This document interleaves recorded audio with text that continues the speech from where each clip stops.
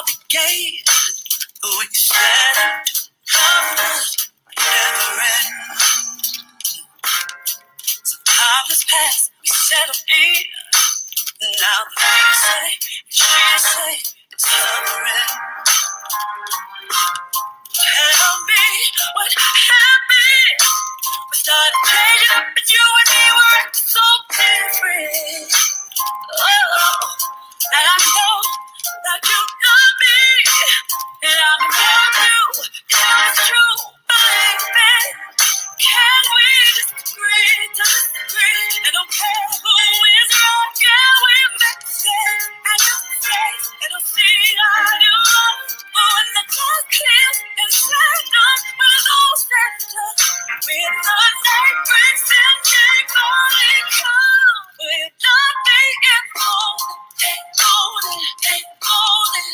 after the evening, will you make me love me in the morning,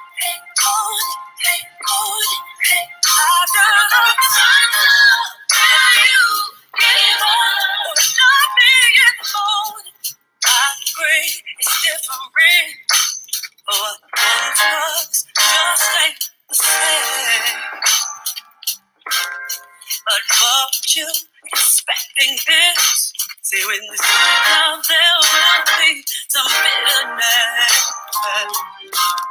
And now we're so distant. No, I'm not the woman that I was, and you are not the man you were.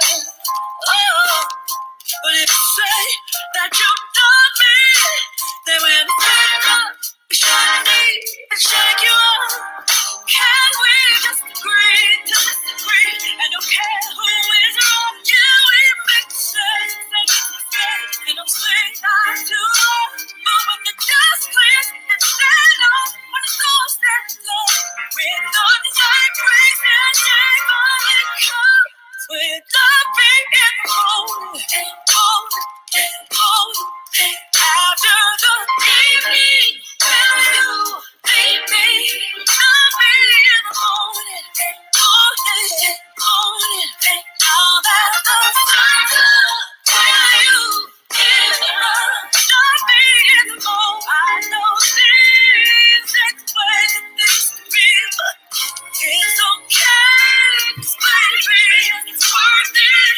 How we have done that, we don't know that perfect. I don't give up. Love me in the morning, yeah. After the evening, will you leave me? I'm a girl in a long time. Now that the sun's up, will you go give it up? Love me in the morning.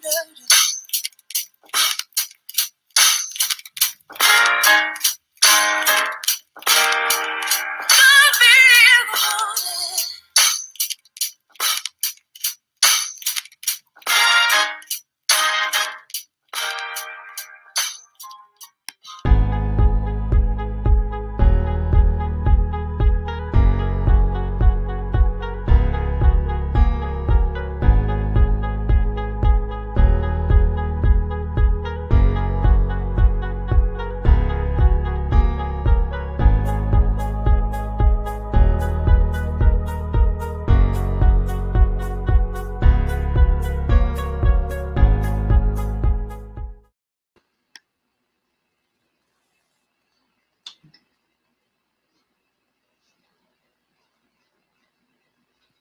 Hey, everybody. Hey, I know it's been a while. But I am back for another KiKi with Kat. And what better way to kick this back off than to talk about P-Valley? And of course, I got my good Judy with me.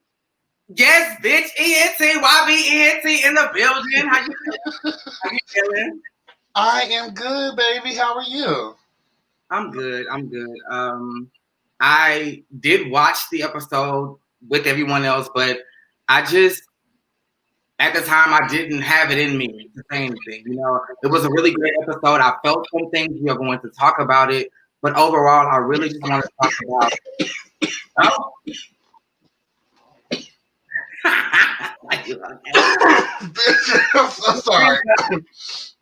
That ginger ale, honey. Ooh, you know that little bite. Ginger ale. You gotta take it slow with the ginger ale, okay? Ooh. You can't take it too far, okay? You can't take it too fast. I want to run through every character and just kind of talk about what we thought about them and how their character arc and just changed throughout the season. So, for starters, before we get into the characters and just the storyline overall, what did you think about the overall season of P-Valley?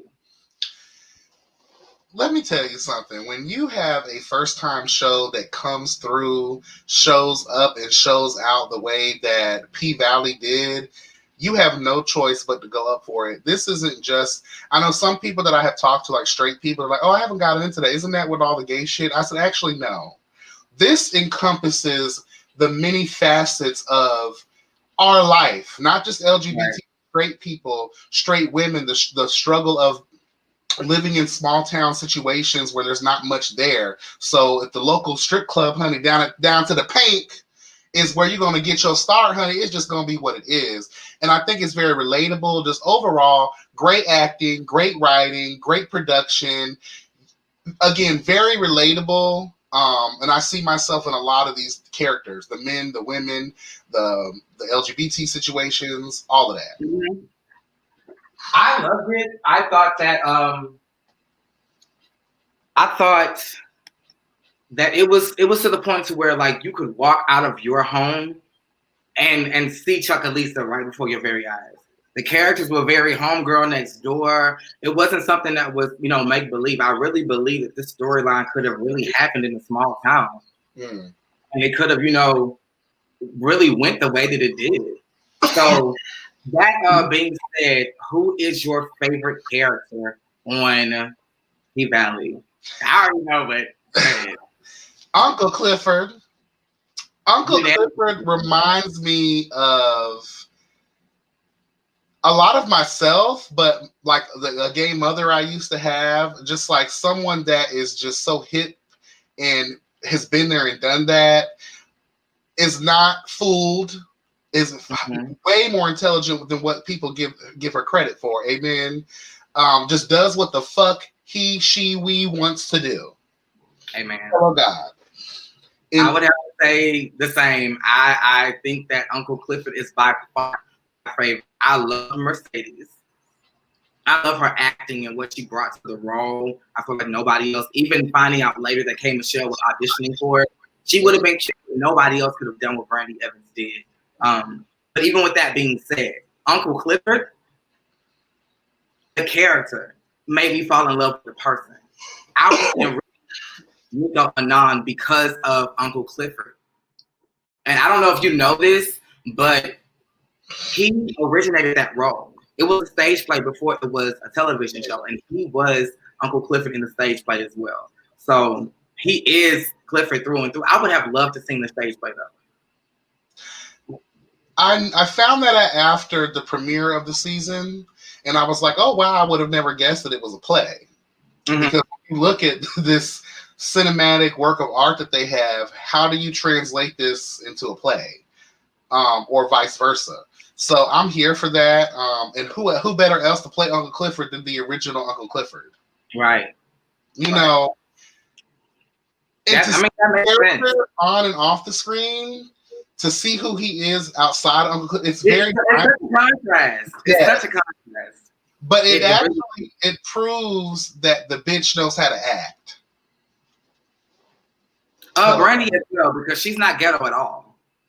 Oh, no, not at all. Personally, she is not ghetto by far. Okay, so I want to save the two main characters for last. Let's get into the characters and just talk about the season overall. And as people pour in, then we'll talk about the final episode. So first, Gidget. What do we think about Gidget? I think like what Uncle Clifford named her, like, you're the token white girl. You're the only white girl here that gets that kind of love. I think that's to be said in every hood, every country across the land. There's always going to be that one in the midst of a whole bunch of black shit. There's going to be that one white bitch who comes through and who is accepted by all and isn't looked at differently because she also shares in, you know, their experiences because she's from there. That's where she grew up from. I think she plays the character well. I think her position in the show is perfect too because you get enough of her, but she's not in the forefront.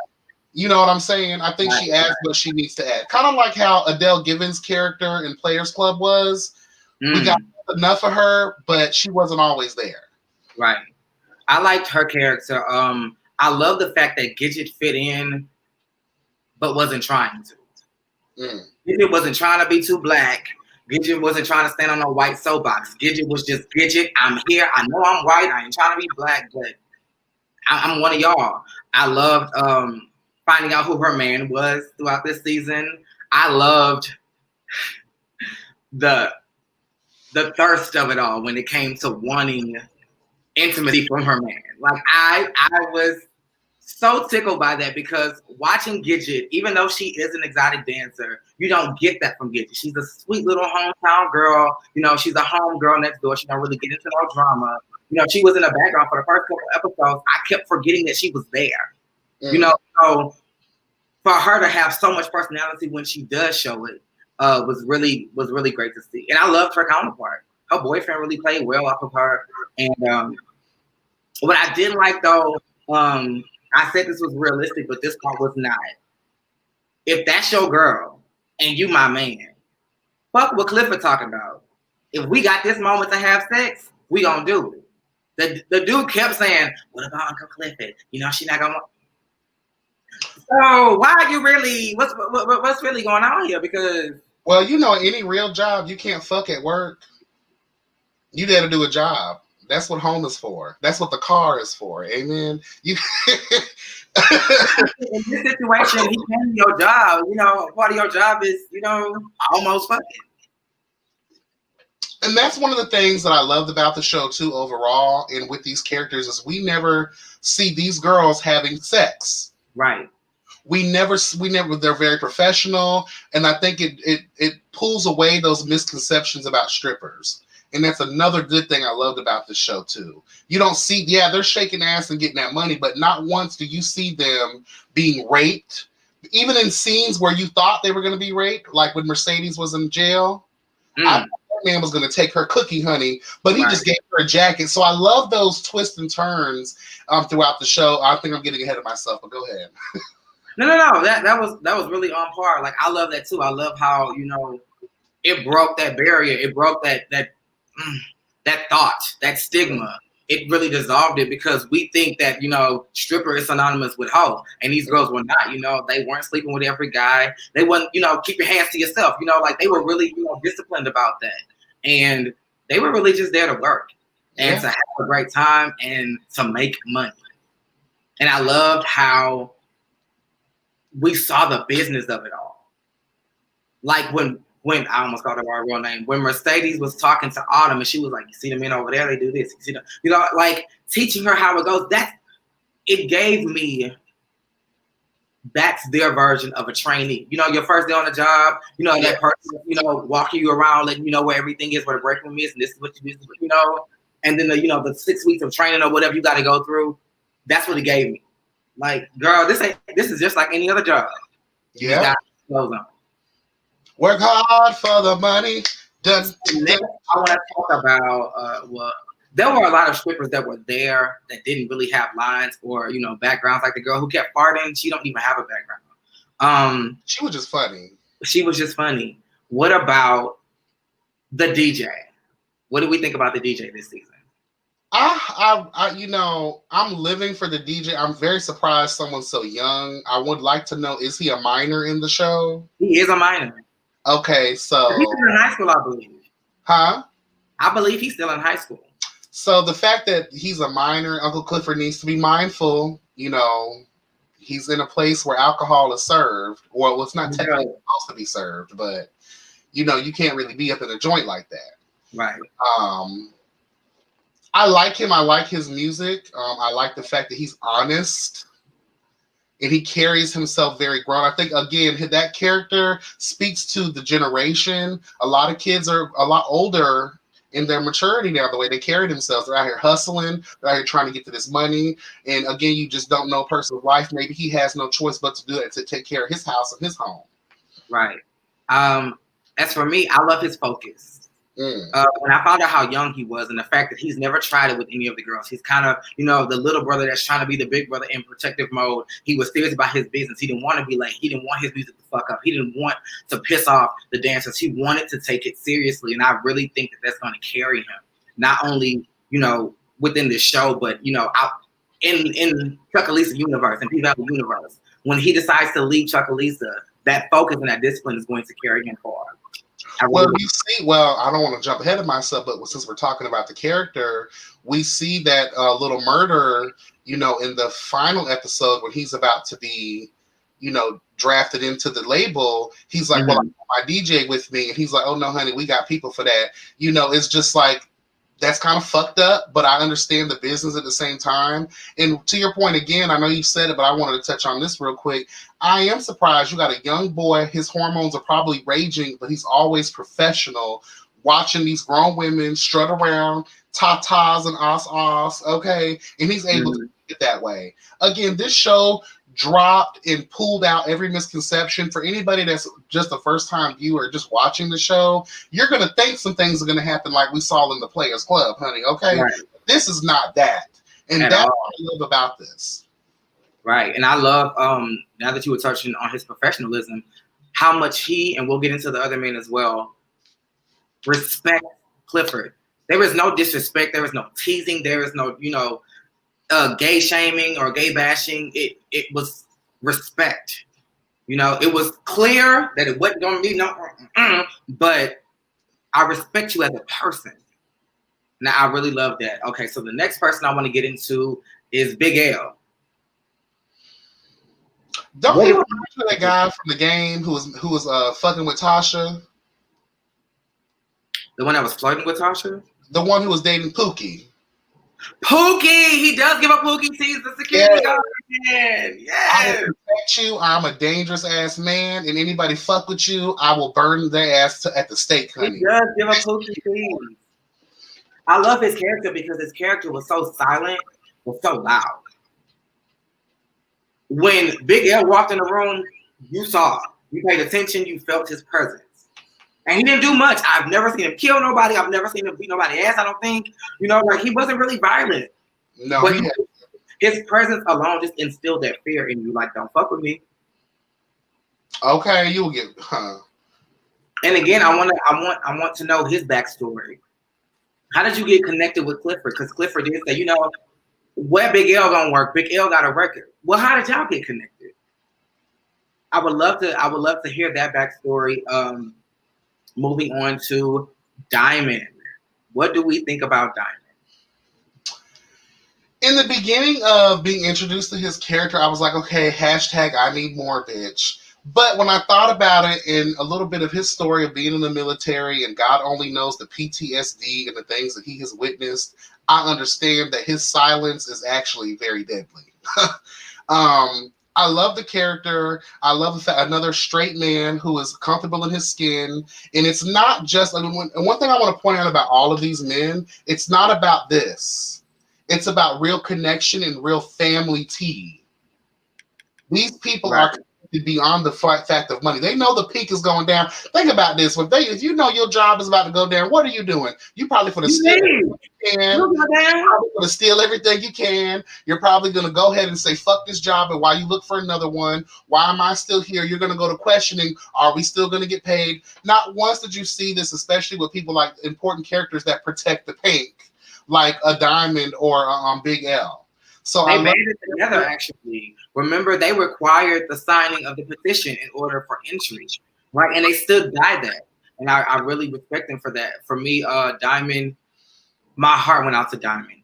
And the moment I saw his love and his respect for Mississippi, he was by far my favorite man on the show. Like, that to me is so attractive and it's so sexy that he's attracted to you, but he only wants what's best for you. He just wants to protect you. He's gonna let you move on your time. He's not gonna pressure you. And when he gave her that stone and told her, told her what it meant. Like, I just was like, do you see what I see? Because, bitch, like, I mean, I don't understand what. Okay. But, Hashtag dumb bitch. hashtag dumb bitch. And we're going to talk about it. Mm-hmm. But yeah, I love Diamond. And I really wish this storyline was in a different turn. I will say for season 2, I feel like whatever was there between he and Mississippi is dead. He will never look at her the same. Mm. It has changed. For me, I would never look at you the same. Even if whatever was going on in your head, like, you're going to go to that measure on me. I just gave you a symbol that protected me. I gave up my protection to make sure you were good. Which is ultimately what I'm doing here.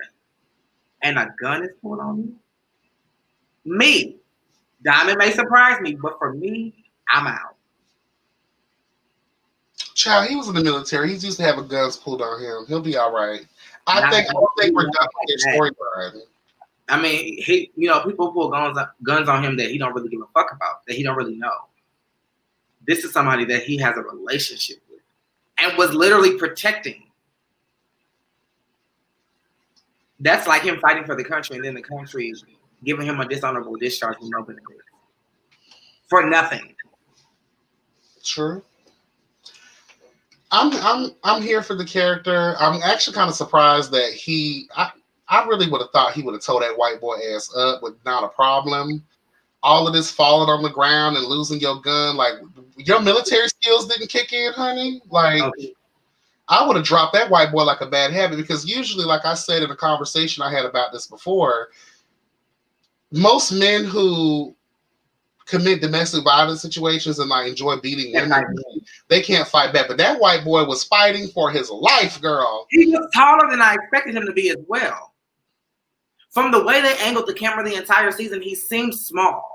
I guess because of the way I viewed him, he just seemed very small to me. Well, you know, Diamond, he's a small man too. So they probably Diamond to me comes across as very tall. Well, I think the way like you talked about with the shooting, I think that's how they shot the scenes to make him look bigger, because I know in real life he's kind of short. Okay. Speaking of which, let's move on to Derek, the boyfriend. What confused me the most about him was the fact that he referred to black people as niggers, but was dating one.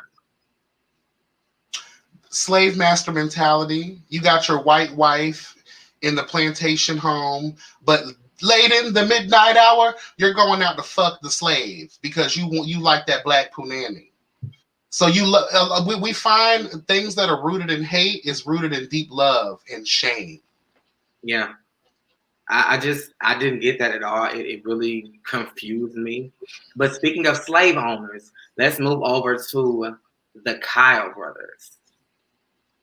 What do we think of the Kyle brothers? The two racist fuckers? Because when they threw that gun down on what's his name? Dre? What's his name? Yeah, Dre. Child, I immediately in that scene, and you saw it in his face, that you white bitches are gonna really pull a gun on me. In the way that everything was, you could just tell it was bent on. That was some racist ass shit. Racist vibe. He said the Civil War isn't over. It's actually just beginning. He said that. But you know what? I was alarmed from the minute when he was like, go ahead, pick some. Yeah, pick some cotton. And Dre was like, what? And he was like, well, everybody who comes, no, bitch. I know what the fuck you was trying to say. Like, well, even Corbin. Cotton. Don't ever instruct a black person to pick cotton. You just don't instruct a black person to do any kind of servant type of work.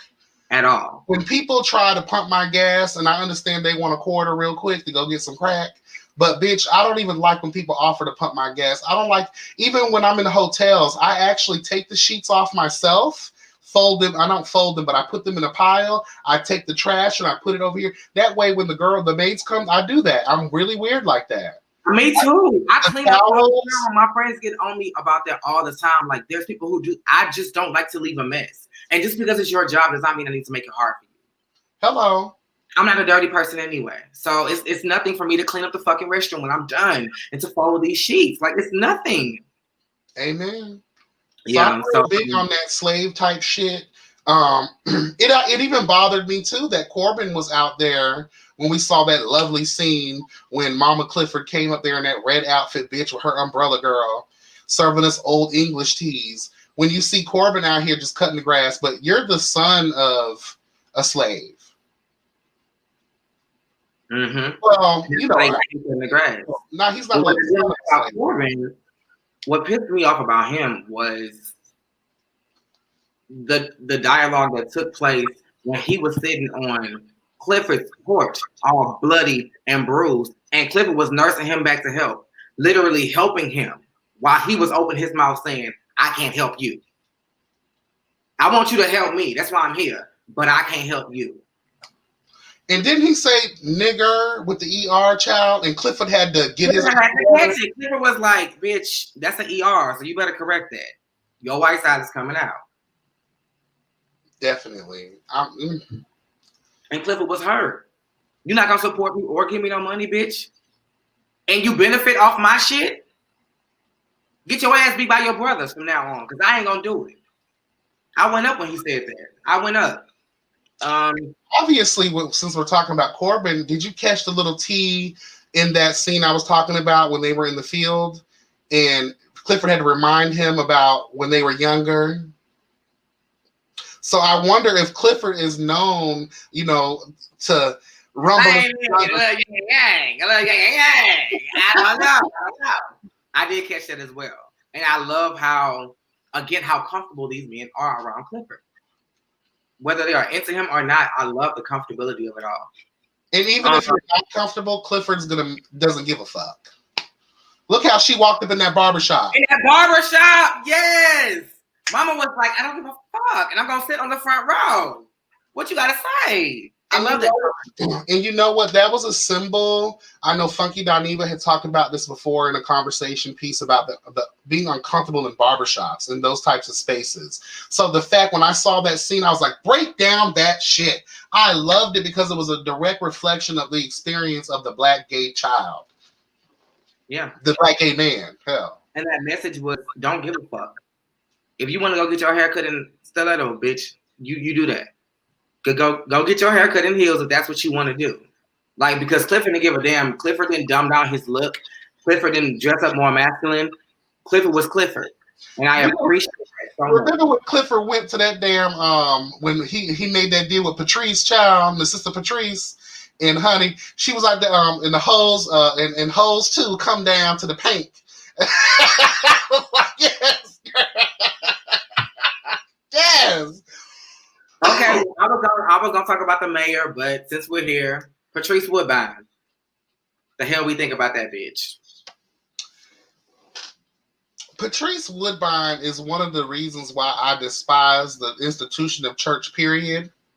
She is the reason why I don't take a lot of these "I'm holier than thou, I'm filled with the blood of Jesus and the Holy Spirit." That is the reason why I don't trust these type of motherfuckers. Look how she came through like a thief in the night. No, not like she did. Stole her daughter's money, then put it and bought the gym that was her daughter's dream all along. You didn't expect that. That was so fucked up. Not just that, the things that she did while she was locked up. The list goes on and on with Mrs. Even when she tried to take over the pastor's church, the narcissism of it all. How dare you? You had a Shall we go back to when we first met her when she was acting a fool in the parking lot? Okay. For money. Not that you wanted your daughter to stop stripping. You just wanted some money. And even if you want to follow your own word, even the Bible says the money is the root to all evil. It's the love of money. But you need to sit here and you need to humble yourself in the presence of the Lord, baby, because God is not talking to you. And whatever God you're serving, it ain't mine. It's you. You are talking to yourself, hearing your own voice tell you what you think you should do. You went out and got a church just because the church that you were at didn't let you preach. That's it.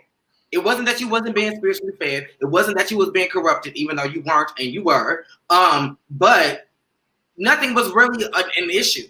He just didn't want your ass in the pulpit, so you said, fuck all y'all hoes. I'm finna go buy my own goddamn church. God didn't tell you to do that, sweetie. And he damn sure ain't gonna tell you to do it with somebody else's money. He's never gonna tell you to spend somebody else's money to follow your dreams. God's gonna make a way for you to make your shit happen. Period. Hello. That girl gave you her money to clean and to hold.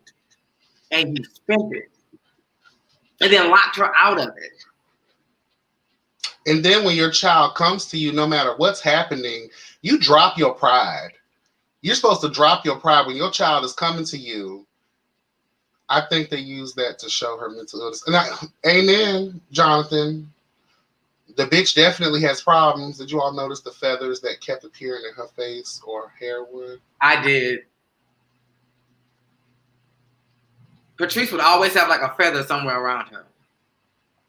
What is that a representation of? I don't know, but I did notice that. I definitely noticed that. I gotta watch it again, and I didn't even. The creepy relationship she had with the pastor.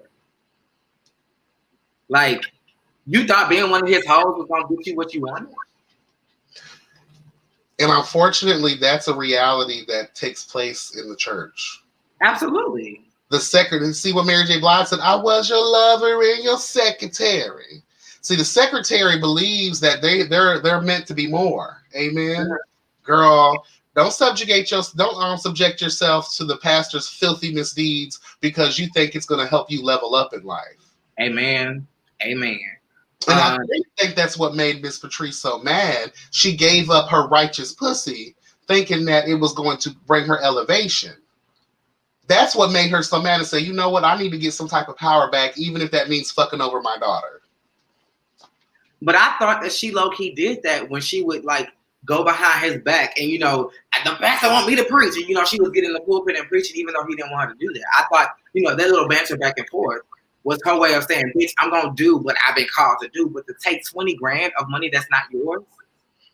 And if it wasn't for that 20 grand, the church that you were trying to help that you're no longer a part of would not have been able to get where they were getting. So show respect and pay homage and love to the person who helped you. Because she didn't have to, because you're such an evil bitch. Be happy that anybody even wanted to try to help your ass at all. But and you talk down on her for doing her job, but her job is the very reason why you have the money you have to betray her. Like I don't. She deserves to get her ass whooped. This is just like what we saw in the Passion of the Christ, the story of Jesus going down to the crucifixion. What was that boy's name? Who betrayed Jesus for that silver? Judas. Hello, Judas. You can't trust them. You can't trust anybody. Your own family. And I love this story because every time I think about it, it gives me chills because not just because it's biblical, but because it's so chilling because it can happen today. They were sitting down eating. Jesus told Judas, you're going to deny me 3 times. I don't even got to tell you when or where, but 3 times you're going to deny me. And Judas was like, no, not me. God, I would never. We good. I'm casting me out here. Yes, bitch. Never. Ever in a million years. And it was a time, I think he was like sort of on trial for something. I don't know the story. Jonathan, do not kill me because I know you were past that. But he was on trial or something, and they were saying, do you know Jesus? They were trying to crucify Jesus, and I guess crucify whoever knew him or was with him. And they was like, do you know him? And he was like, no. And literally in a row. They asked him, he was like, no. They asked him, he was like, no. The third time, no, I don't know who you're talking about. And as it happened, him and Jesus locked eyes. And it was just that chilling feeling of, bitch, I told you. Betrayal at its finest. At its best. And I think he hung himself. I think he killed himself. Yeah, he hung himself, yeah. Yeah. Okay, so getting back to P-Valley, the mayor. What do we think of the mayor? First of all, shout out. I forgot what his real name was, but I loved him from Grey's Anatomy, honey. Yes, God. Wonderful actor. He's very what's the word I'm looking for? Underappreciated in the acting world. That man can act his ass off. So shout out to the mayor of Chuckalissa. It was good to see him in this asshole role because we never really get a chance to see this actor play roles like that. So loved it. The mayor though, it's a love-hate because when he was explaining to Andre the reasons why he was doing certain stuff, you got to think about it. You're in a town that's desolate, that has nothing. So what do you do when you got these billionaires trying to come through and improve your community, knowing that's going to bring jobs, knowing that's going to bring some type of sustainability to your community and improvements that are very much needed? Because when you look at Chuckalissa, you think of the Backyardians, honey, okay? You think of a wasted land, tumbleweed, bitch, the Wild Wild West, niggas on horses going to fetch a pail of water, girl. Yeah, Isaiah Washington, that's his name. Yes. Isaiah. I get what you're saying. I just think the way he was going about it was real dirty and grimy. And I mean, work with your community. Like, you wanted a park in your name, so you did what you had to do. Have your casino. But work something out with Clifford, even because I think initially Clifford was like, oh, bitch, we're going to be inside the casino getting real money. Like, he thought he was in on the deal. You cut P Valley out altogether, and it's just like, why? This is why I think it's important. I have to disconnect too. I want to get to the root of why Clifford and the mayor don't see eye to eye. What do y'all got going on so y'all can't even get along? Well, I was just about to say that I think it's important. We talked a lot about the fact that we need a prequel. I need something that sets the scene for how these people got into these relations. Because it's not like they do flashback scenes like some shows do, to where we can get the picture on like why these people well, they did, but they only did for Autumn. They didn't do it for really anybody else. Right. Again, hashtag I need more. So I think after the second season or when they get done, I would like a prequel, or maybe they can do another show too at the same time. Hello, God. Give us the back end of it all. Because I want to know everybody. I want to know how everybody that's connected to P Valley, how did they get there? I would love to know that. But yeah, I want to know what's going on with him. I get what you're saying again, but I don't cut him out of the deal, and don't get mad at your godson for trying to make sure that everybody's okay. You know, like. Well, when it's all about business, and as we see that he's not just the runner of this idea, there's powerful, rich white people involved too. Right. And that cut. If you ask me, the lease was smarter. The Kyle brothers wanted to sign for $6 million, but the lease was smarter because you get more on the back end. Why didn't they see that? If they would have just settled down and just kind of, like, listen, instead of just, they hear $6 million, they think, okay, yeah, but over time you can get 150, depending on how lucrative this shit is if you just lease your property as opposed to selling it, because you still own it. I just think when, again, like Corbin said, y'all spent all your money. They were looking for instant gratification. They're not trying to look at it for the far end. Them boys probably have debts, creditors climbing up their motherfucking ass. So they just want to sell because they're thinking about that instant coin. Corbin, on the other hand, again, once was last, shall soon be first, the Bible says. Amen. And I truly believe that child, him being the shame of the family, okay, has a better idea than they do, and they can't take it. Right. That's why that's something that fuels their anger. Yeah. Introvision, yeah, they did leave things out because I talked to Brandy personally. They wanted to get picked up for a second season, so they didn't tie everything into a nice little bow. They didn't wrap everything up or explain everything because they wanted the story to continue. So I can respect that.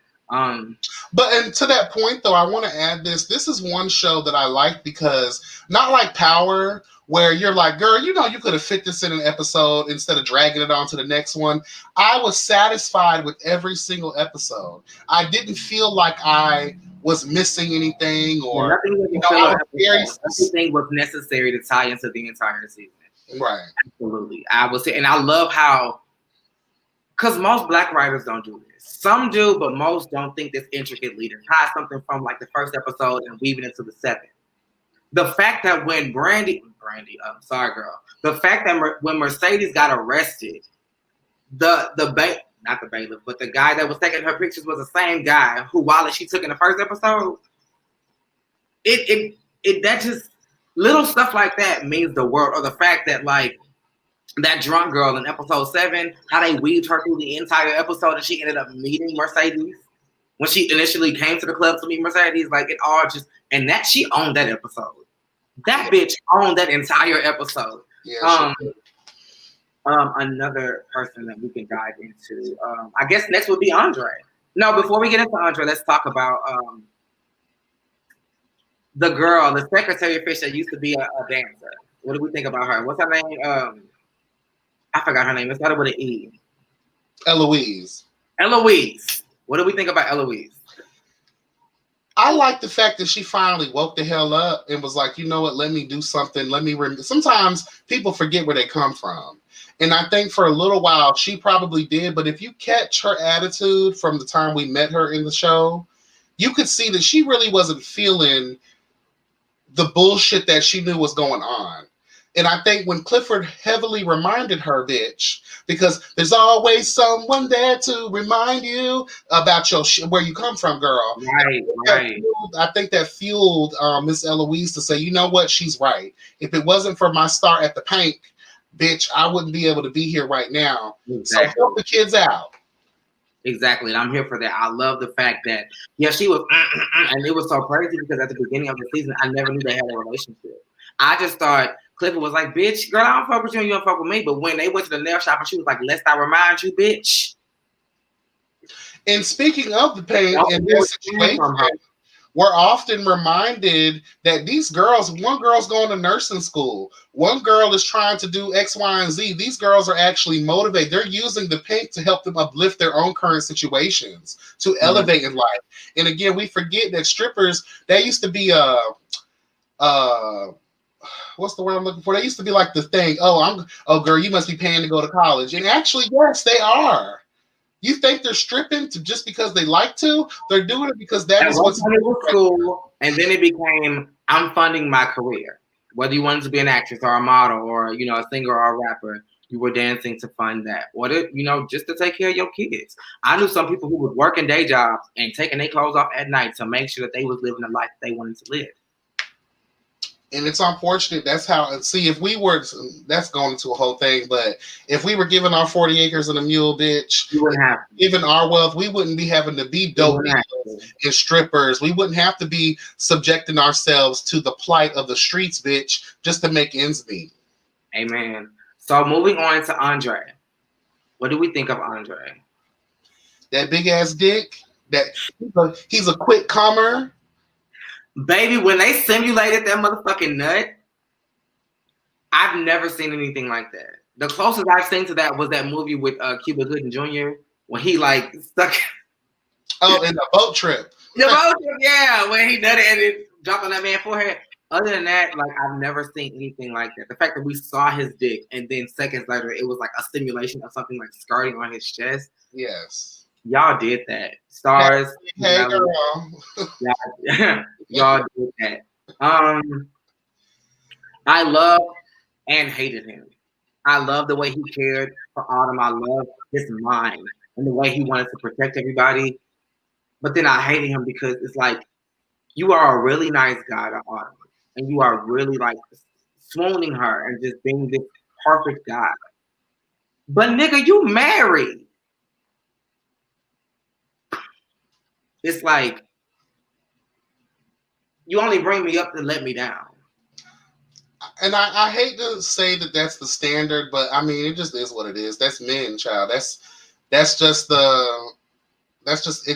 not unheard of. It's not uncommon. It's unfortunate that I think that way, but that's life. It's always been that way. Okay, Miss Trish. Yes, God. Okay, Miss Trish. I love the fact that we got to see him in we don't ever get to see our black men and our black women in positions of power. So I like the fact that he's educated. He went to school. He handled his thing. Now he's what did he say? He is an attorney or whatever the case may be for situations like that. So I'm here for the professionalism, the academic, achievements that he has going on. Yes, and then it goes to show no matter what you have, and you might have the baddest wife who has the baddest career, but men and being in the flesh, we are faulty beings, and we are unfortunately driven by temptation, and that's what we see here today.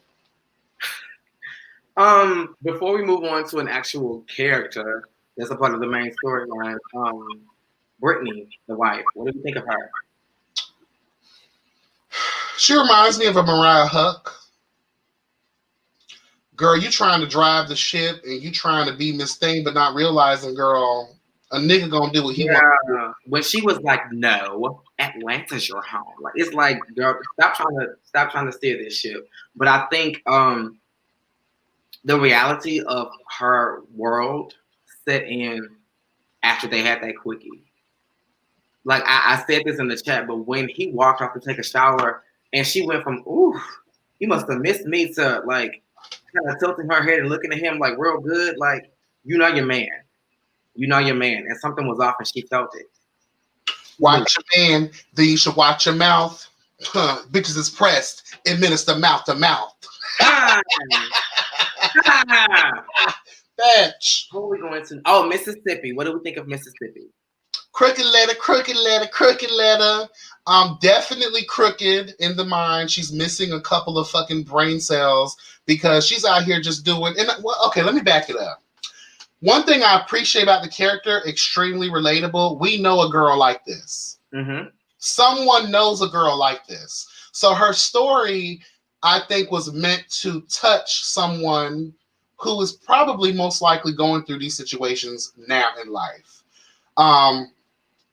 Beautiful. Highly intelligent, especially wonderful marketing skills. The girl has talent and she has brains, but we unfortunately see that she's only using them for other situations versus the situation she really needs to use her power for, which is leaving that fucking domestic violence situation that is that finance white boy. I love her, and I think she adds something. That shy girl, but is busting out on your ass, especially when she got to do Mercedes Sundays, and you got to see her in all her glory. But I would love for that same projection of pride and power to be invited in all of the facets of her life. Right. I'm sorry, but let me start off by saying, ain't no nigga finna check me in on Mini Metro. I'm sorry. And I think that clearly, even though he's looking down on her as if she's the inferior, the fact that you're always available to be at the club watching her, letting you know you don't have a job. So, if I'm the breadwinner, I need you to shut the fuck up and let me do my job. And stop abusing me. I don't know when it started. That's why I would love to get a prequel, a behind the scenes. When did you start putting your hands on Mississippi to let her even know this shit was okay? When did she start accepting it? Like, how? It don't even seem like he apologized anymore. But you know what? A long time ago, I don't know where I saw this at. Maybe it was a real strip club, or maybe it was on the Players Club. It's not a good idea for strippers to have relationship attachments because you end up getting someone who is jealous, who does not want you showing your body for these men. If you're going to be a stripper, you're going to do some type of work like that. I don't think you should be in a relationship with someone. Because do you think that it could work between she and Diamond, though? I think it could, but Diamond has a lot of things he needs to work out in his own mind. You can see he's not all the way there. Maybe he needs to go to the vet, the VA. The VA, my bad. And talk to someone. Right. Because it seems like I'm waiting for him to blow the pink up. I'm waiting for him to really hurt someone. And he does feel like he's suppressing a lot. I think he took it out on that white boy. But to be honest with you, he was fed up. He been knowing that he been beating her ass for the longest. But that's what I'm saying, though, too. Like, a real man, I know that we don't like to get ourselves involved in people's business because, as we saw, she pulled the gun out and she defended her man regardless. But my thing is, You're in Chuckalisa. I'm quite sure if you murdered him and threw his body into a cane field, no one would even notice. But If then you again, care that much about me, say it's a small town. It didn't take Montavious long to find Autumn at all. It's a small town. But then again, he wouldn't have found her if that bitch ass sheriff wouldn't have gave her up. Well, he found out the transactions though. That's how he found out where she was. He found out the city she was in, but when he went to the sheriff, he was talking to that old man, that same old man that was at the paint when he looked in his rearview mirror and saw Autumn walking. Matched up to that damn flyer, and I believe he called Montavious. Because that night, Montavious strolled his motherfucking ass in the one place where she was at. Never came there before. And he actually did know that he kind of felt like he knew she was there. So something had to lead him. He knew. He knew. That man told him. Because remember, this was the same episode that Mercedes was in jail. That we even met Montavious. The reason why them flies was out was because he was looking for her at the police station. Talking to that same sheriff. Who don't even really give a fuck about the pain anyway. And that's where I'm going to need Uncle Clifford to really utilize her blackmail, because that sheriff should have never been able to step to you. Boy, you've been taking payment from me for the longest. And if I was people like that, start taking pictures, start collecting your receipts on these people. So when they do try to come up against you, you can show them. Girl, speaking of which, I would say the answer to that is surveillance cameras. But that would lead me to my dilemma. Why in the fuck is the Pink in so much debt and y'all packed every Sunday? Well, you remember that conversation that Uncle Clifford had with his mom, Loretta Devine, hello God, her grandmother. My bad, because even they try to make her look old. Loretta Devine still look young, bitch. Hello God, blind and all. But I think okay. So I think just based on what we heard in that scene about how she ran it through the ground and took out all these loans and everything, Uncle Clifford inherited that debt. The same way Obama inherited the Bush administration, hello God, and all that fucking shit. So, and then Uncle Clifford himself had to do other things to improve the Pink. Obviously, if it was a lounge or whatever before, imagine the loans he had to take out in order to upgrade the Pink to make it look like a strip club. So, debt, past debt on top of current debt, it's just hard to come back from that. Yeah, that is true. But with the car washes and everything, and the fact that these hoes is paid, like. But you got to think about, you got to pay, you got to tip out your bar, you got to tip out Diamond and Big L, you got to tip out your DJ. But y'all doing that shit illegally because they said either titties or liquor because you couldn't do both. And then once we introduced the infused wings, that should have just improved the menu. You still gotta buy the food. It's just when running a business of that magnitude, there's so many things you gotta pay for. I don't care if she was making $100,000 a week.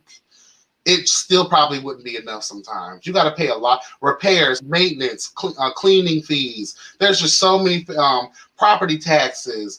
If a leak happens in the building, you got to pay for that. There's so upkeep. All of that stuff is very expensive. Very expensive. Now it's not just Clifford's problem. I think murder. What do we think of Lil Murder?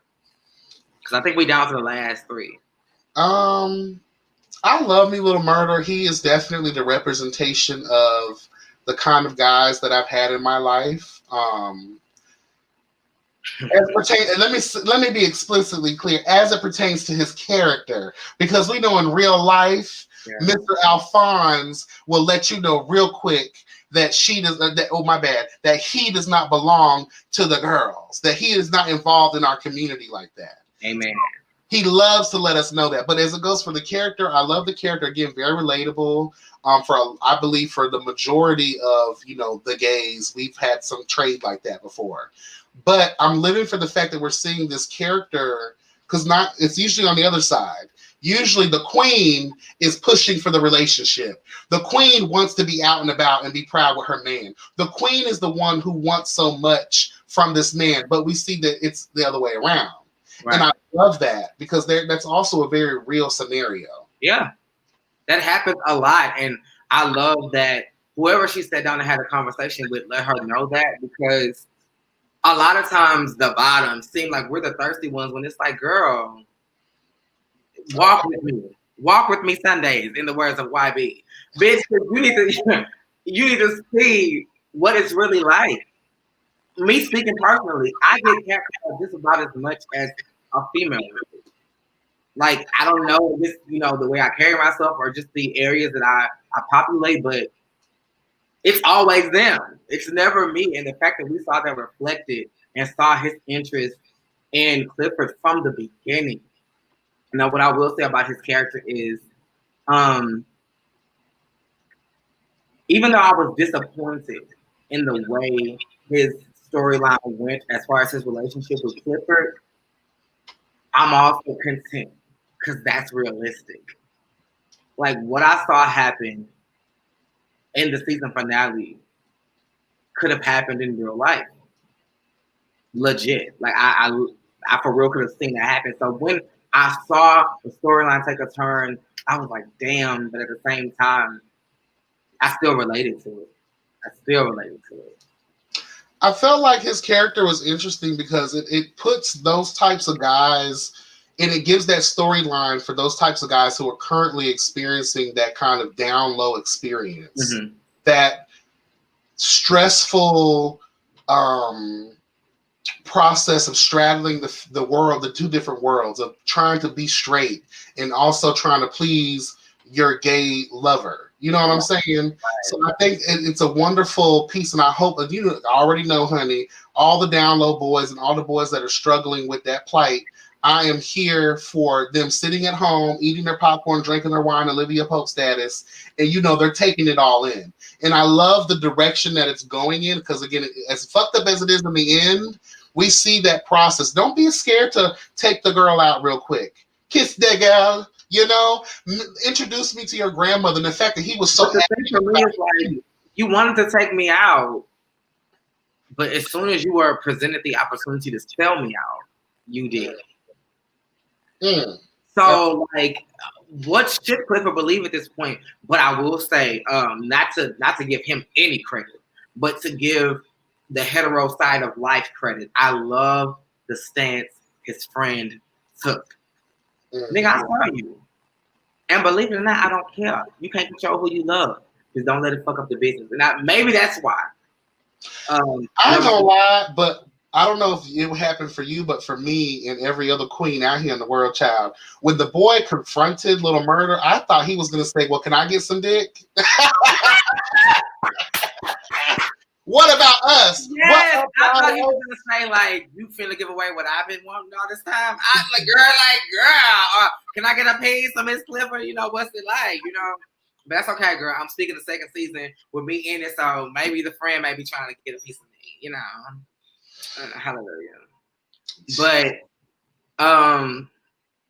okay, moving on to someone else. Well, drop the four. Well, get us the interview, baby. Hello, God. You know him. Tell him to come through. Tell him to come through for KiKi with Kat. I would love to have him. You know what? Let me stop dragging my feet. Nico, I know I can get Nico on. I know I can. I've just been dragging my feet. But I know that I can. But moving on to who do I want to bring up first? Let's do Autumn. Okay. What do we think about Autumn? You know what's crazy about Autumn is when you're introduced to the character, you think that you have this shy girl who is not up on life. You think you have this dumbass bitch who is just coming through, doesn't know what she's doing. But then as the season goes on, you realize this bitch knows way more and has experienced way more than you could ever imagine. And the shock and awe that was presented to her by Mercedes' character was very shocked. That, girl, you live in squalor and filth, but you're making that coin. You know what I'm saying? There's a method. You're driving a nasty ass beat up car, but you're making that coin. So I think a lot of the people's perception of Autumn on her cast, not the cast, but you know what I mean, her co-stars, characters, could not believe or fathom that this quiet ass, shy looking bitch really is the epitome of a powerful woman. And I think one of the things that was interesting also was, and that I put together was when what was his name? The gangbang dude, her husband or whatever he was to her. Montavious, when he told Mercedes, "You don't know this bitch. This bitch is cold. This bitch is calculated." And as we see in the final fucking scene, when she bought the paint, hello God, which I told the Justice League, and I know y'all bitches ain't here right now, but which I told everybody, honey, that I believe that Knight was going to save the paint. And she did. But when you see her demeanor, you go to thinking about what Montavious said. Bitch, she's cold and she's calculated. I honestly thought the bitch was gonna run. When she left with that money and saw that that gun was gone, I thought the bitch was going to run. When she went to her car, I thought it was over. She was gonna give Mercedes up. When she came back, I was thoroughly surprised. About the time she was at that auction, Mama had a new attitude. She was patting LaBelle to the bullshit, okay? And that demeanor you were talking about, she definitely displayed that, and it was really like so different. Uncle Clifford and Mercedes looked at her like, "Girl, she said 250. What really surprised not only me, but I'm sure everybody in the room, was the jump. I think they were at like 210 or 215. She could have just said 220, 230. Bitch said 250. But at that time, Homeboy wasn't even betting no more. I want to do it just because I want to flex at this point. I got it. And that's when the mayor was like, "Hold on. You want to pull a fast one, bitch? You got to have the cash money right now." Oh, this cash right here? The cash that's going to drop at your feet? Mama said, "I'm about to drop at your feet." And angelic, all godly, all white. I was here for it because it definitely served you like, girl, I've come to save the girls. Remember how Olivia Pope wears white when she's coming to save the day? That's the tea that I got from Autumn Knight's presence and her attitude. She can finally be who she really is now. And I love that. That's what we're seeing, and I think we're going to see more of that out in the next season. Absolutely. I love that she did it in the all white with the black eye. I'm not going to put no makeup on, bitch. You see what the hell I've been through? Yes, God. Cash. Yep, right. She did not know. She knew they didn't have it. She knew they didn't have it. As a matter of fact, I mean, Andre was loud. He wasn't silent about the fact that he could only cap at 200. Which means that, she could have, again, 210, 215, 220, hell, 230. She said 250 because she knew they would not be able to reach that. But even if they could, Andre had long hung up the phone. He was done trying to win it. He wanted to help her out. Right. He stalled it, which I was here. He owed her that much, though. You swooned this woman. Made her think that she was just the end all be all and the whole time he was married. I mean, yes, she knew that from the beginning, but still. You owe her that. You owe her that. So moving on to Mercedes. Man, this wouldn't be a show without her character. One of the things that I enjoyed about it is when you watch the first couple of episodes, you go to thinking that this is probably centered around her. And one thing I love about the direction of the show, the production, the writing, is it that creates that illusion that, is this about Autumn Night? Is this mainly about Mercedes? Mercedes, you know what I'm saying? Who is this story really about? But realizing this story is about everyone, but it would not be anything without the Mercedes character. Right. She is that bitch who held up the paint for many years and probably will continue. She has no choice now. Girl. She back at square one. She ain't got no money. I mean, I think she got 10K, but I hope that was more, because it seemed like that was more than $10,000. Well, remember, she gave her a big lump sum of it back. She was like, "I really wanted to I just want a whole handful." That had to be more than 10 grand, child, unless it was all in ones. You know, but I think the Mercedes character is so relatable. I know plenty of women like her that are going through that got pregnant young and who had no choice but to either let their mother or whoever else try to raise the child. The struggles with your mother and the past trauma that poor child had to endure, that we see leaking off into her adult life. Very relatable character. I feel bad for her in moments, but I love her strength. And I love the fact that no matter what, she's going to do her. She can come off cold because in the beginning, her character was very reminiscent of Ronnie Tease from the Players Club. And I wasn't feeling that. But once we saw that was just an exterior to protect her emotions. Mm-hmm. He slowly starts to break down and become a real relatable human being, not this cunt bitch that we thought we were going to get. Someone who is understanding, compassionate, and who is willing to go above and beyond for her motherfucking friends. What about your friends? Okay. And I'm here for that. I too was not really feeling her the first episode. Well, the first couple episodes, she was not here for Autumn and I was not here for her. But once I saw her heart, honestly, when I saw her relation to her mother, when the mama cut the fool in the parking lot, and she was just like, "Here, bitch, just take the bag of money." At that point, I was team Mercedes because I don't like for anybody to be taken advantage of. I don't like that at all. And the fact that, like, I knew Mercedes knew, the camera crew knew, and Patrice knew that she was manipulating this girl for this bag of money. As soon as you got the money, you just got up and got in your car and left. Like, no, I was here for it. And then called me all kinds of foul whores and all kinds of shit. And then once I gave you the money, that's where the forgiveness lies? Girl, please. Now we're good. And then this girl is a mother, and I found out, that part of the storyline. I'm like, oh my God. Like, and you're only doing this dance situation to better your relationship with her, and you're really trying, and you had this bedroom made up the entire time. I'm like, yeah. I really invested myself in Mercedes as the episodes went on. I saw her heart a little bit when she had to take Autumn home. Yeah. And she was like a bitch, but she was like, damn, I'm just trying to see about you. Like you could tell that she has a tough exterior, but her heart was just pushing through because if it's back there, it's going to show. That light is going to break through the cracks of whatever wall you're trying to build. I love that.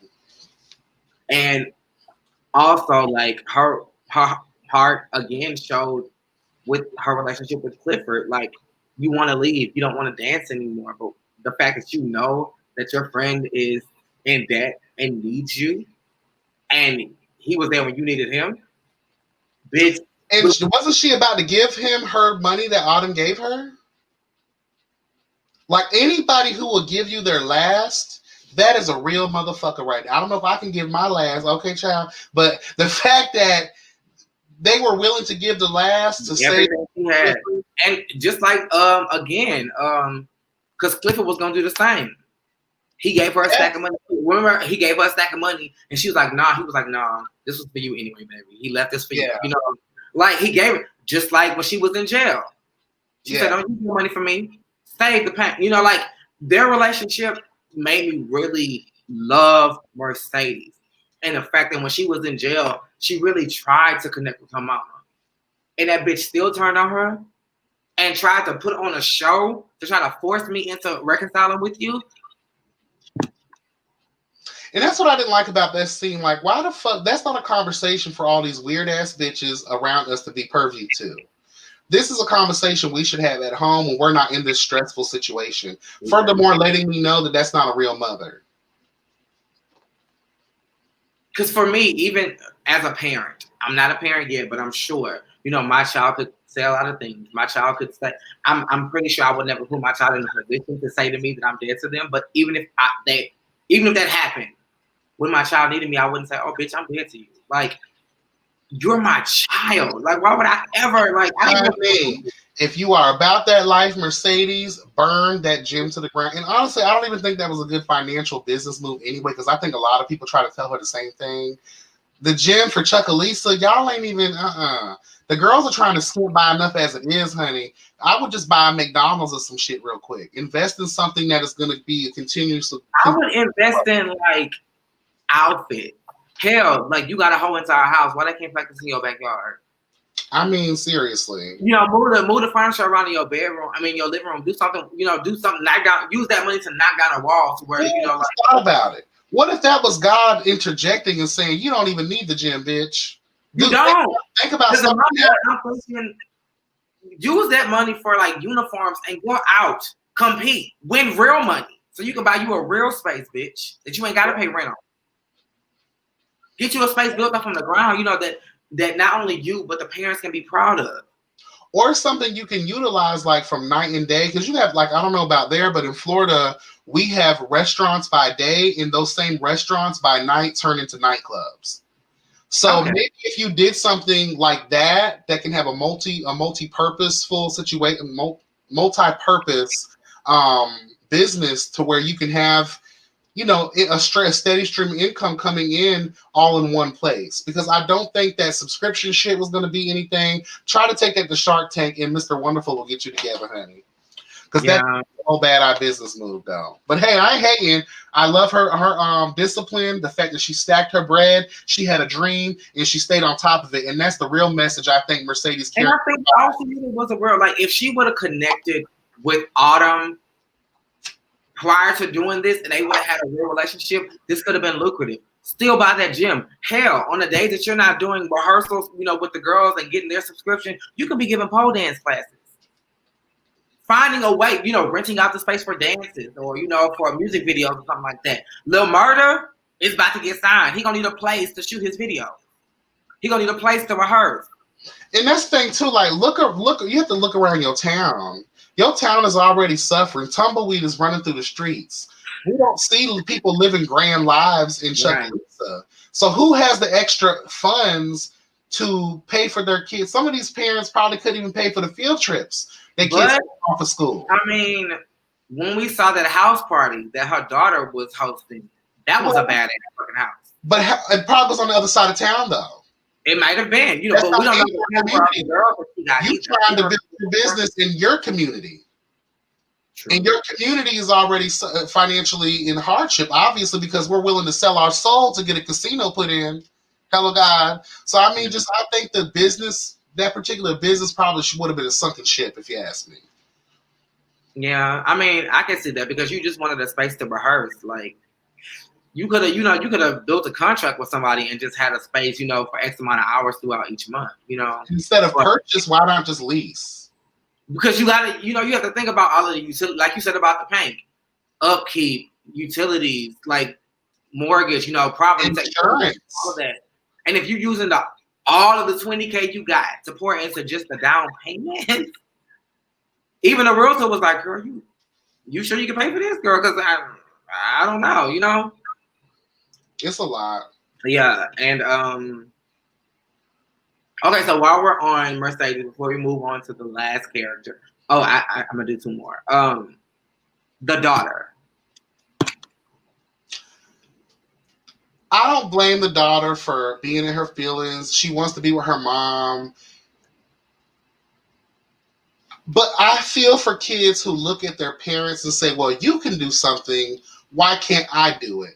So I'm on the fence about that, because I understand Mercedes taking her stance, and no parent wants their child to have to go through what they had to do in order to get where they are and to provide for their family. I get that part. But you can't be so shut off. Right. That's what the kids are doing now. They twerking in Snapchats. They doing all the kinds of, yes, put your foot down and bring discipline, but it's kind of hard to do that when you're not truly in her life 100%. It's really hard for you to police them from doing the very thing you're doing. I mean, you know, like, I can see if you were just, you know, a parent, like if this was that girl's foster mom, you know, her adoptive mom saying, "Girl, stop shaking your ass and don't," because this woman works a corporate job, you know, as opposed to, you know, your job is to shake your ass, and yet you don't want me shaking my ass. Yeah, it just doesn't add up. Okay, so yeah, I love the daughter. Loved her energy. I loved how she had a mind of her own. First, I thought she was being a bitch, but when Mercedes pulled up to her at the tennis practice, and she was just like, "I was supposed to be with you this weekend, and you out here getting fucking arrested, bitch. So no, I ain't got shit for you." You know, like.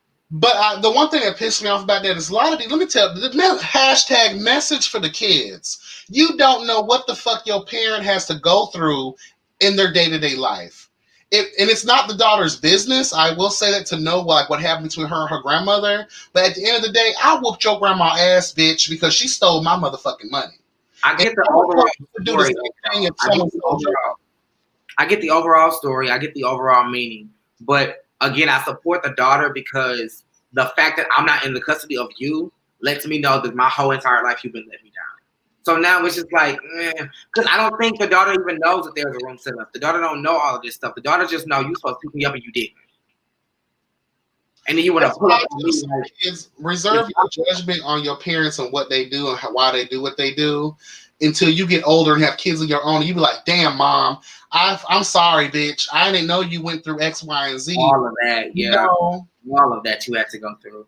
Okay, and before I get to the last character, I cannot close out the season without talking about the legendary Miss Loretta Devine. What do we think of her this season? Let me say this, perfectly placed, and this is how I know that this ship is being commanded by some extremely talented writers, producers, and creators, because if you would have put her in the beginning, she would have overshadowed this whole season. The fact that they perfectly placed her towards the end, I loved it.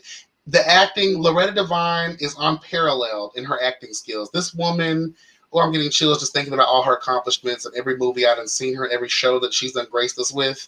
And perfect. I love the character. She's not your cheesy grandmother who is sit down and go to church. She will cuss you the fuck out. Everybody to her is a hoe. Okay. I love the fact that she's so inviting of her grandson's, sexuality. His boyfriend, well, at the time, child, the boyfriend, she's so real and down to earth, and that's what I love about, again, all these characters are very relatable, and I love it. Loretta Devine is everything. I love it too. I think the fact that she played a blind woman was great. The fact that she had so much spice, like she was Loretta. I saw the sliver of Loretta there, but this was the character I had never seen before, and I really loved the diversity of her. After so many years, she could still play a role she's never played before, and it's like a brand new person. She owned this role. She fit in so seamlessly with everybody else. Like it was as if she had been on set the entire time. She just fit right in. It was like the grandma was already there, was always there. Which is crazy because we've seen Clifford at home. We've seen him, interacting, but we've never seen Loretta. And the fact that we did see her, and again, it was so seamless, it fit so perfectly. And we see where Clifford gets his spunk from. Yeah. Yeah, absolutely. You definitely see where it comes from. I love their banter with one another.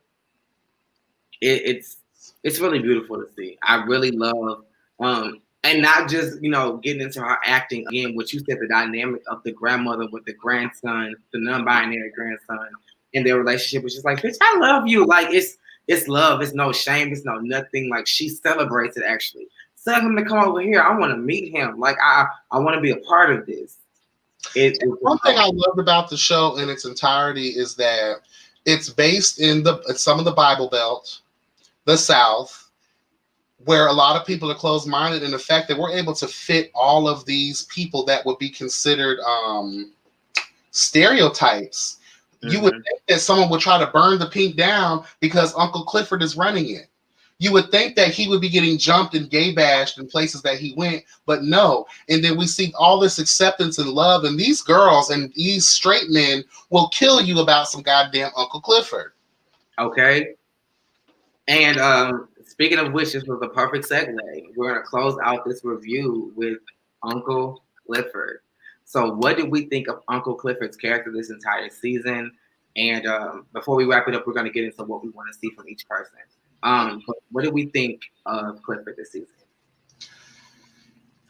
Let me just say this. Like, I know I said this about Mercedes, but it's ultimately said for Uncle Clifford, this would not be... Yeah. I can't see another person play the role. There could not be another Uncle Clifford. If it wasn't for him, this show would probably be boring as hell. And I think he adds that shock and awe value because, again, you think you know what's about to happen, but they surprise you. And that's what I love about the show. And again, and I know we're giving it a lot of praise, and 9 times out of 10, when the first season is the shit, we start to see through these seasons, honey, that they start to lower their bar. Yeah. Hopefully this just continues to rise. But Uncle Clifford, I'm here for him, her, she, we, non-binary situations. It's adding a different flavor to the LGBTQI plus community, in my opinion. It's giving us what we need, not the stereotypical bullshit. We see Uncle Clifford has body issues as well as he looks at himself in the mirror. We see the Uncle Clifford struggles, but he still exudes confidence and pride. I love that it wasn't a slow night. It was just like when we saw Clifford for the first time, he bust through that door, hair, I think it was purple in the first episode. He was like, bitch, what's going on? Like, it wasn't no, like, we're going to slide it in. We're going to slowly introduce you because we don't want it. No, fuck that. Clifford is here. Clifford's in your face. It's loud. It's proud. It's unapologetic. And I love that. And from that moment on, I was just like, that's my bitch. Right there. Like, from the moment he bust through that door, I was like, I'm here for that person right there. Hello. Yeah, I was here for it. The storyline of Clifford, loved it. I love seeing the struggle of like Clifford was bursting at the seams, unraveling because his baby, the paint was going under. But between rule number 55.5, all his rules and just him being who he is, he never broke in front of the girls. Or in front of anybody for that matter. He wouldn't even break in front of Lil Murda. He held it together. I loved how the dialogue between him and Little Murda took place in that car. And he was like, my world is crashing. But tonight I'm choosing to be okay. Right. What that is, I'm okay. I'm good. And until Little Murda fucked it up later. Cause Mama was out there throwing that coat. That coat was like for her man, honey. Yeah. She was in the mood, honey. Like, and it wasn't just. Let me say this because I think a lot of people got it twisted. I don't think Uncle Clifford was just going up for Little Murda. I think Uncle Clifford needed that. She needed that moment. Yeah, she needed that moment to just kind of do her real quick. And that was like me. Like, when I'm in the club and I know I had a stressful week or some fuck shit didn't happen, or I'm out and about and I'm listening to my jam, honey, I'm out here just like, yes, bitch. And Uncle Clifford turned it for me, honey. Yeah. And the reason that bitch fought for that coat was not because it was Little Murda's coat. It was because that bitch probably had that coat on loan, and bitch, we need that coat back so we can return it to get our money back, honey. Hello, God. And these thirsty hoes is not going to take your coat thinking they just got the end all be all and leave this motherfucking club. No, man. We finna get this shit back tonight. But yeah, I loved the realness of Clifford. I love the confidence that Clifford ensued. I love not only, the straight man's comfortability around him, but his comfortability around them. Mm-hmm. We never saw a moment in Clifford's mind when he was like, okay, I'm finna go into the barbershop with me. It was just like, I'm Clifford. I don't give a fuck. I'm getting out this car. I'm twisted in this barbershop and I'm doing what the fuck I got to do. Like, it is what it is. Like, I'm going to have a conversation with these men. Look at how I'm looking and they're going to respect me. I'm going to run in their shit. And it was just as simple as that. And I loved that about Clifford. I loved the order that he kept at the paint. Not only were the girls respected by the patrons, everybody respected everybody. The DJ was not hitting on the girls. The doorman was not hitting on the girls. Big L was like not hitting on the girls. Everybody respected and protected these women. And they protected our family. Amen. And yeah, I really, really, really love Clifford this season. And what I want to see from each character in the second season, I want Clifford and Lil Murda to work out. Absolutely, I do. I want that to happen. I want Lil Murda to understand that for now, given the fact that not many people know about this, you can have the best of both worlds. Just communicate that with Clifford. Communicate that. Yeah. I want to be with you, but I got this opportunity. Are you okay with that? And let Clifford decide, because Clifford never really wanted to go public anyway. It was you that wanted this. For Lil Murda, I want to see you reach your dreams. I want Murder Night to be a new thing. That's easier for Mercedes to kind of fade out, should she still want to, because now we have Murder Night on Sundays. So maybe you could, keep your music alive, perform on Sundays. That could be a little spot. Maybe get you a little drink or something. I want to see his brand grow bigger, but I also want to see him treat Clifford will. Clifford deserves a man that's going to respect her and cherish her. Because even though the paint was struggling, it takes a powerful, strong ass individual, man or woman, to hold up the foundation as it's crumbling down. Mm. And Clifford did it with such style and grace. And for that alone, that bitch deserves the world. For Autumn, oof, I want Autumn to finally heal. Mm. The fact you called yourself Autumn was triggering. Like you did that because you are still connected to this child. Like you have to. I'm not saying because people lose their kids. I'm not saying let it go, but I want you to heal from it. Mm. Embrace Haley and understand that your daughter is now your angel. Mm. You can't hold on to that trauma because you didn't kill the baby daddy. This is the first shot for you. Cherish her memory, but move on. And don't think that you're the smartest bitch in the room just because you come across as the smartest bitch in the room. Mm. Don't, and what I mean by that is don't undermine or underestimate Clifford. Just Mm. because he don't have the academic, background that you have. You may Right. have a background in accounting, but bitch, this whole got street smarts. And if you think you're gonna get over on Clifford just because you pay for this shit, you got another thing coming. Mm. For Mercedes, I want Mercedes to fall in love. I feel like because she has no love romantically or in a family sense, she's just all alone. Mm. Like the mama ain't really thinking with her. You ain't really got her man because you so hard on him. But either with Maine or with, oh no, the coach is married. But who knows? Like I want Mercedes to focus on the second. Like I feel like if you make sure that your cup is full, if you make sure that you're good, if you make sure that you're your best self, that will reflect.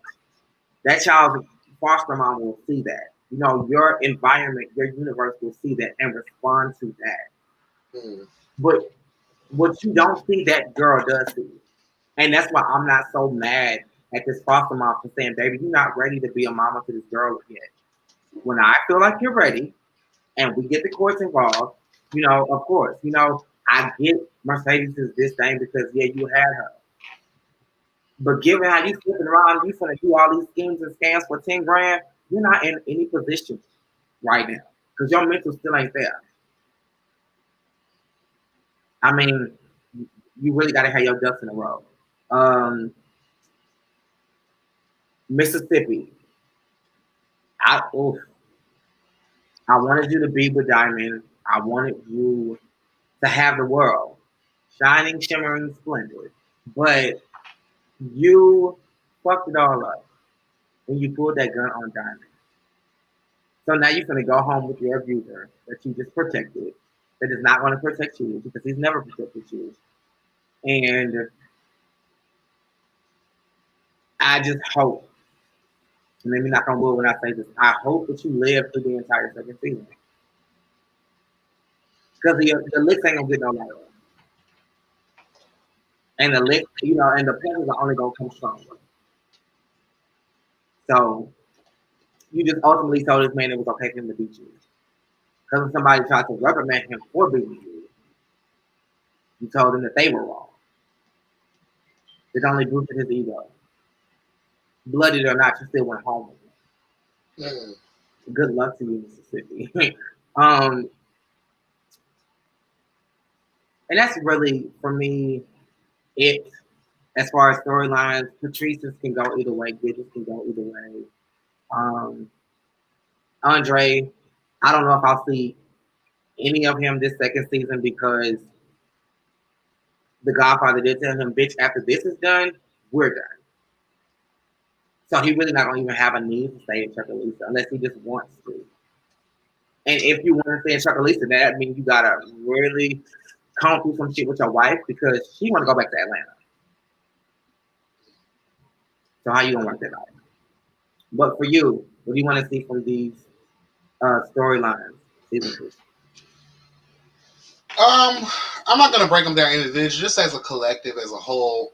I want to see just more character development, progress. Let's, again, in the beginning of the second season, let's pick up where we left off, if we can. I would like to know what happened to the body, because in the world of film, a bitch ain't dead unless we see them dead. Just because a nigga was shot and he bled through the door doesn't necessarily mean that he's dead. So I would like to know that. Will the gang come through and seek revenge for one of their members being missing? The Delta Downs. Which sounds like a bottom sorority group, child. Okay. A fraternity, honey. So just overall, I just want to hashtag I need more. Again, character development. Let's continue on the sale of this casino. What is that going to bring? Is the pink, are they going to improve it? Something tells me they're going to add more to the pink and make it look better than what it does. Well, what money? There's more where that came from. Oh, now that he dead, yeah, she entitled to his money. If he's dead. Well, she's not entitled to it, but she's going to have access to it, I'm sure. So I'm just here for more. I love the show. I hope we can continue with the great writing, great production, great acting. I understand that certain characters over time, we may not see them as much. Some people may die off. Some people may elevate their situation, as we see Eloise. So are some of these girls going to get their degrees and move the fuck on and come back and show love to the pink? Just certain situations. On Autumn Night, is she going to still be a dancer? I don't think so. You're going to start going by Haley now, because we all know your real name. Yeah. And now that you're in a boss position, I don't see her stripping anymore. Yeah. Introvision, there will be a second season. So yeah, that was our review. I wanted us to come and do it together because I was pressuring YB to do it, and you guys were pressuring me to do it. So since we were both late on it, I figured why not come together and do it. So before we close out, let me shout out the Introvision. He is actually fresh on the YouTube scene. He put out his first video tonight, you guys. So go to his YouTube channel and subscribe, like the video, and make sure y'all get a piece of what the Introvision has to offer.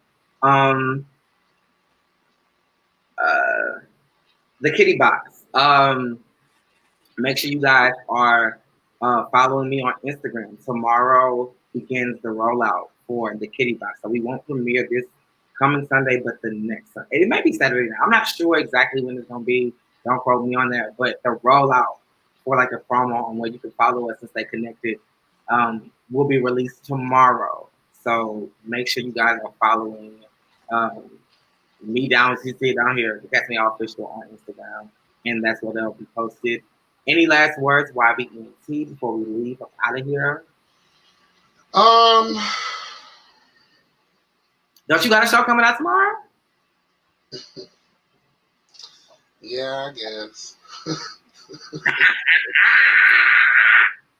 Tomorrow at 6 p.m., I'm going to be doing what I'd like to call a conversation piece, but more of a court. The court of truth and justice has to be going on because I'm going to be talking to some of the hot boys of Houston and some of the drama that we've seen play out on these here social media streets, honey. So hopefully, we'll see what that's. I'm so excited for that. If you guys don't know, there has been a lot going on with the Real Hot Boys of Houston. The season hasn't even aired yet. The show hasn't even come out yet, but the characters in the show have really circulated a lot of drama around this brand. And